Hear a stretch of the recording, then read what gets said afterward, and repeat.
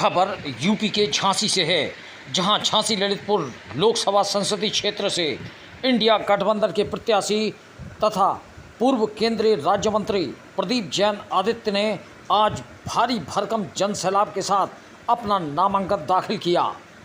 पूर्व केंद्रीय मंत्री तथा कांग्रेस प्रत्याशी प्रदीप जैन आदित्य ने मां काली मंदिर लक्ष्मी गेट बाहर और लक्ष्मी देवी मंदिर में दर्शन कर उनसे आशीर्वाद लेकर अभूतपूर्व अपार जनसमूह के साथ लक्ष्मी गेट से नामांकन जुलूस के साथ प्रस्थान किया। 1 किलोमीटर लंबे जुलूस और प्रदीप जैन जिंदाबाद के गगनचुंबी नारों के साथ हजारों की तादाद में पुरुष व महिलाओं ने इस जुलूस में भागीदारी की। जुलूस जहां से भी निकला, लोगों ने प्रदीप जैन आदित्य पर फूल बरसाए और गले में फूल मालाएं डाली। इस दौरान प्रदीप जैन जिंदाबाद के नारों से शहर का बाजार गूंजता रहा। इस दौरान समाजवादी पार्टी के पूर्व राज्यसभा सांसद डॉक्टर चंद्रपाल सिंह यादव, पूर्व विधायक ब्रजेंद्र व्यास, राहुल रिछारिया, बुंदेलखंड क्रांति दल के केंद्रीय अध्यक्ष सत्येंद्र पाल सिंह, कांग्रेस जिलाध्यक्ष योगेंद्र सिंह पारीछा, आम आदमी पार्टी के जिलाध्यक्ष अरशद खान, शहर कांग्रेस कमेटी अध्यक्ष मनोज गुप्ता, आम आदमी पार्टी के महानगर अध्यक्ष गयादीन कुशवाहा, वरिष्ठ समाजवादी पार्टी नेता अरविंद वशिष्ठ, समाजवादी पार्टी के जिलाध्यक्ष ब्रजेंद्र सिंह, आम आदमी पार्टी की प्रदेश सचिव अर्चना गुप्ता भी जोश खरोश के साथ कंधे से कंधा और कदम से कदम मिलाकर प्रदीप जैन आदित्य के साथ चलते रहे। इस दौरान प्रदीप जैन ने भावनात्मक होते हुए कहा कि जहां से हम गुजर रहे हैं, यहां हमारा बचपन बीता है, यहां हमने उम्र गुजारी है। इस शहर के लोगों के बीच हमने सुख दुख की बातें की हैं, आपस में सुख दुख बांटे हैं। वही लोग आज हमारे साथ हैं।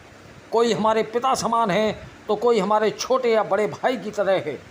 झांसी का बच्चा बच्चा प्रदीप जैन को जानता है, क्योंकि प्रदीप जैन झांसी की गलियों में सदा घूमता रहता है। प्रदीप जैन को कार की ज़रूरत नहीं है। प्रदीप तो स्कूटर, मोटरसाइकिल, साइकिल किसी पर भी बैठकर चल देने वाला साधारण मानस है। उन्होंने कहा कि झांसी में हमने जन्म लिया, लेकिन ललितपुर क्षेत्र भी हमारा कार्य क्षेत्र रहा है। ललितपुर निवासियों ने अगर एक आवाज़ लगाई तो प्रदीप जैन आदित्य ने उनके लिए कभी भी देर नहीं की है। ललितपुर के लोग आज भी भूले नहीं हैं जब खाद लेने वालों की लाइन में लगकर एक किसान की मौत हो गई थी।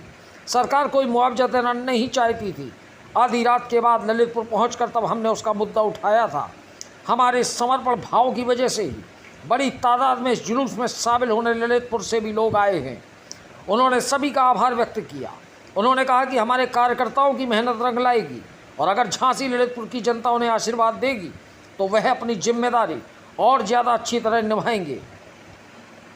प्रदीप जैन आदित्य ने कहा कि झांसी ललितपुर की जनता उन्हें आशीर्वाद देगी तो वह ईमानदारी और मेहनत से पहले की तरह अपनी जिम्मेदारी निभाते रहेंगे और झांसी ललितपुर को वो संस्थान देने की कोशिश करेंगे जिसके लिए दूसरे सोचते भी नहीं हैं।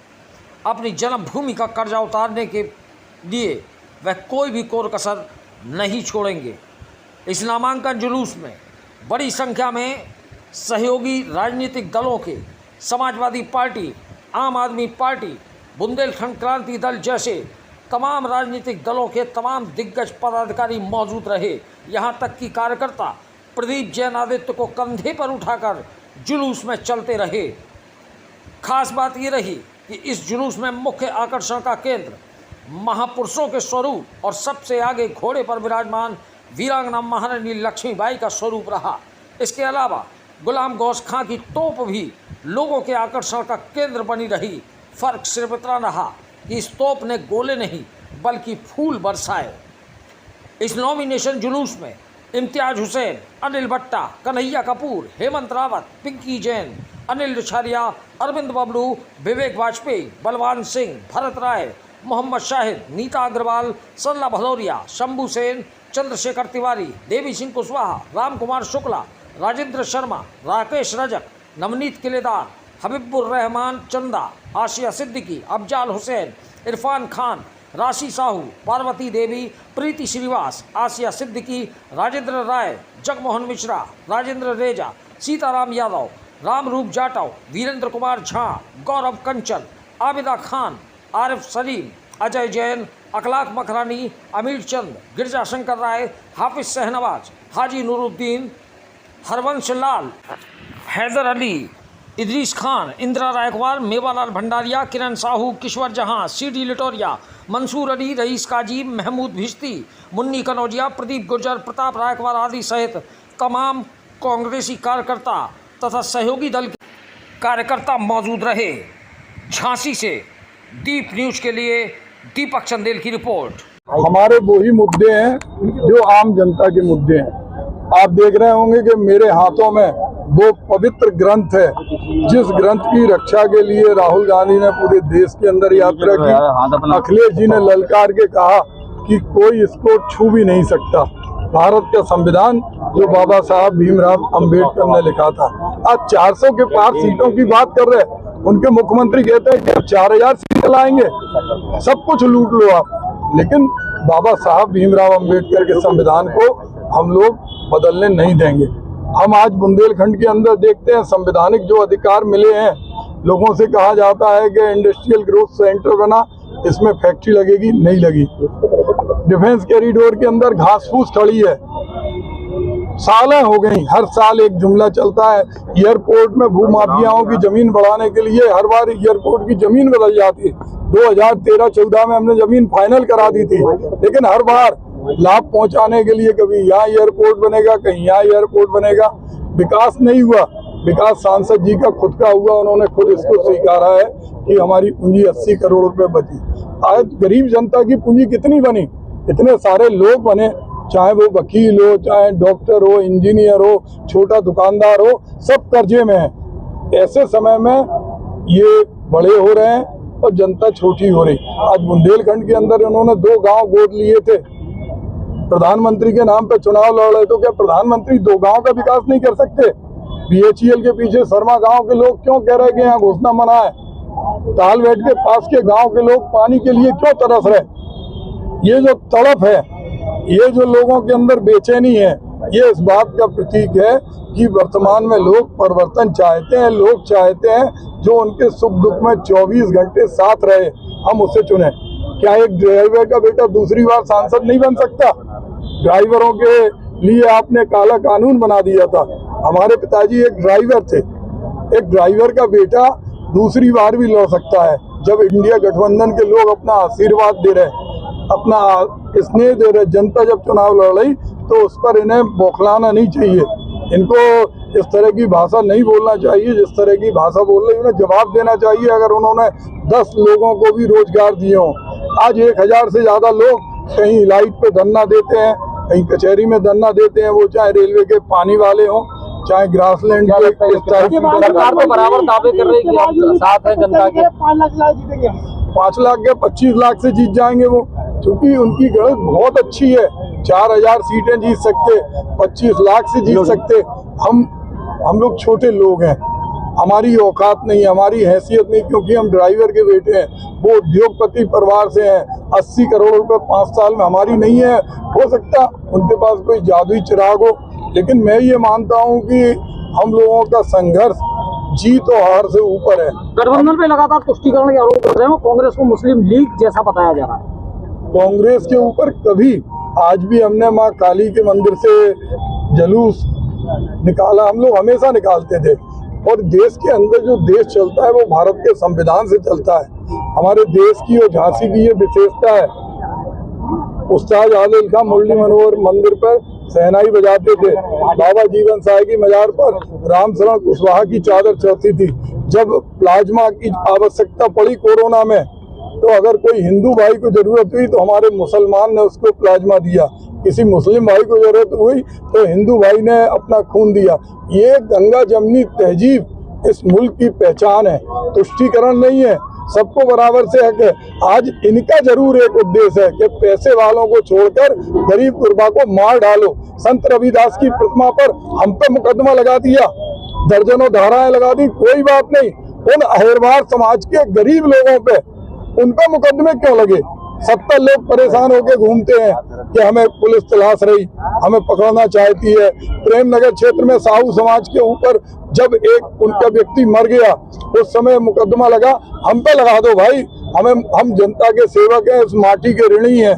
जिस पार्टी ने, जिसके पास न जाति बल था, न धन बल था, न बाहुबल था, 3 बार चुनाव जिताया। हम तो मरते दम तक इस पार्टी के लिए मुकदमे भी सहन करेंगे, लेकिन जनता के साथ रहेंगे। लेकिन उन गरीब साहुओं का क्या दोष है जिनके ऊपर आज भी वो परेशान है, जिन पर थाने लूटने का मुकदमा लगा दिया, वर्दी छीन के आभूषण लूट लिए, रोजनामचा जला दिया, जीप जला दी, सीसीटीवी फुटेज में कुछ नहीं मिला।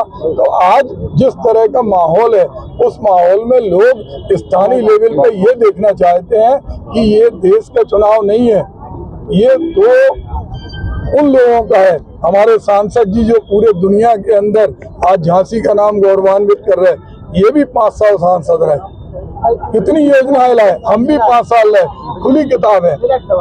गुजरात और मध्य प्रदेश में चुनाव हो गया है, क्या आपको अपना पर्चा कैंसिल में रखा जा रहा है? बिल्कुल नहीं लग रहा है, क्योंकि जनता का जो स्नेह है और जो ताकत है, पर्चा भी कैंसिल नहीं होगा ईश्वर की कृपा से, और चुनाव भी गठबंधन प्रभाव जीतेगा। बिल्कुल नहीं होगी, मुझे ऐसा नहीं लगता है, बिल्कुल। हमने कहा कि ये जनता की आवाज है और जनता में जो आक्रोश है वो आक्रोश आज सड़क पर उभर करके आया है, और मैं समझता हूं कि ये आक्रोश लोगों को दिन प्रतिदिन बढ़ता जा रहा है, और 20 मई को ये निश्चित रूप से वोट में परिवर्तित होगा और भारी मतदान होगा, और भारी वोटों से भाई प्रदीप जैन जी इंडिया गठबंधन के प्रत्याशी जीतेंगे। में दावा है 80 में 80 वो जीतेंगे, और आपके नेता का दावा है कि 80 में 79 आपकी दावा इसका देखिए, एक बात बता कि जो 80 कहने वाले लोग हैं, आप वो तो 4000 सीटें पा रहे हैं, वो तो उससे उनके जो है मुख्यमंत्री, बिहार के मुख्यमंत्री जी कह रहे थे कि इस बार 4000 सीटें आएंगी, तो 4000 सीटें पा रहे हैं। यहाँ के सांसद जी कहते हैं कि हम 10 लाख वोट से जीतेंगे। उनने कैसे जोड़ लिया? 6 लाख उनको मिले थे पिछले बार, 4.5 लाख हमारे चुरा लिए, जो हमें 4.5 लाख वो चुरा ले गए। ईवीएम पे जो सवाल उठ रहे हैं, अच्छी है, नहीं, उनकी गलत अच्छी है। हम जो चाहते हैं कि वो इसमें और इसमें रहे।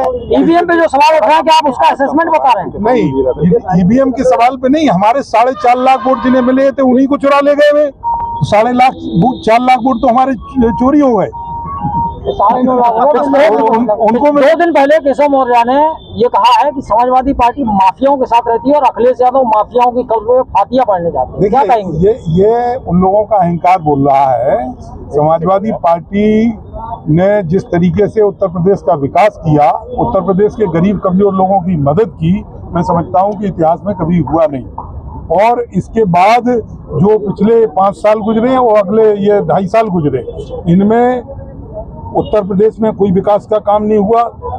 जो लोग बोलते हैं समाजवादी पार्टी के बारे में, उनको देखिए कि वो भूमाफिया हैं, वो जो है जमीनों पे कब्जे करते हैं, अवैध खनन करते हैं, जबरदस्ती ठेका लेते हैं, लोगों के खिलाफ फर्जी मुकदमे लिखाते हैं।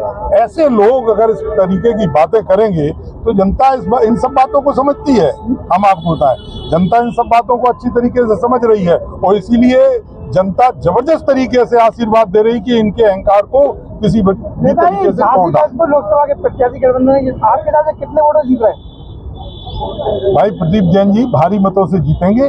हमारे पास गिनती नहीं है, नाम गिनती बता सकते। बुंदेलखंड को लेकर क्या दावा है? बुंदेलखंड पूरा देखते रहे हैं, बुंदेलखंड को लेकर क्या दावा है, कितनी सीटें आने वाली? बुंदेलखंड में 4 सीटों पे जीतेंगे गठबंधन के प्रत्याशी। 400 का जवाब क्या है? हाँ, अयोध्या से यहाँ प्रत्याशी आए लड़ने बसपा की, अयोध्या समझ रहे ना भगवान राम, तो क्या राम भक्त उनको हरा देंगे इस बार? आप ये कड़ी परीक्षा है, ये बिल्कुल झांसी के लोगों की कड़ी परीक्षा है। झांसी के लोग ये महसूस कर रहे हैं कि आज भगवान राम सबके भगवान राम है। भगवान राम के नाम पे कोई वोट करने वाला नहीं है। आज की तारीख में वोट होगा केवल इस बात पे कि संविधान की रक्षा करने वाला कौन है, बेरोजगार लोगों को रोजगार देने वाला कौन है, गरीब किसान कमजोर लोगों को उनकी उपज का सही मूल्य दिलाने वाला कौन है, महंगाई पे कंट्रोल करने वाला कौन है।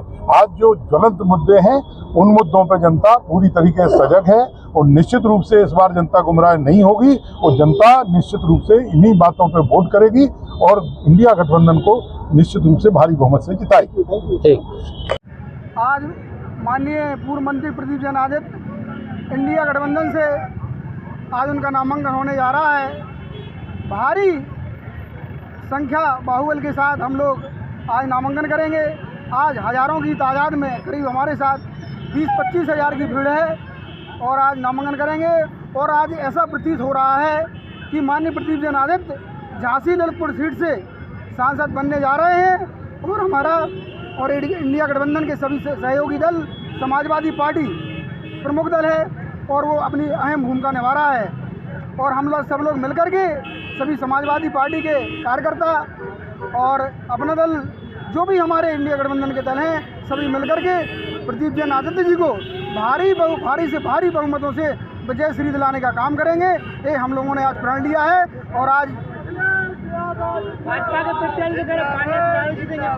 भाजपा का प्रत्याशी जो कह रहे हैं वो जुमलेबाजी के शिकार हैं। उन्हें जुमलेबाजी के अलावा कुछ नहीं आता है। वो कहते हैं कि हम 400 पार करेंगे, इस बार वो चौके 4 बन के जाएंगे। ये मेरा आज का भाषण है। चौके 4 न बन जाए तो कहना तुम। समाजवादी पार्टी को आप बिलोंग करते हैं, प्रदीप जैन के आदित्य के उसमें कौन से सीट से आपके आने की संभावना है? प्रदीप जैन झांसी ललितपुर सीट से हैं। कौन आपके यहाँ से आया समाजवादी पार्टी से? हमारे शीर्ष नेतृत्व से सब हमारे माननीय नेताजी डॉक्टर चंद्रपाल सिंह यादव पूर्व सांसद जी हैं और सीताराम बाबू जी हैं। जितने भी समाजवादी पार्टी के सीनियर नेता हैं सभी भी इस जुलूस में शामिल हैं। और सभी छोटे बड़े कार्यकर्ता हमारे मऊ रानीपुर से हमारे चांद भाई, हमारे राकेश पहलवान जी जिलाध्यक्ष हैं, लोहिया मानी के जितने भी बैंक के सभी अध्यक्ष मौजूद हैं।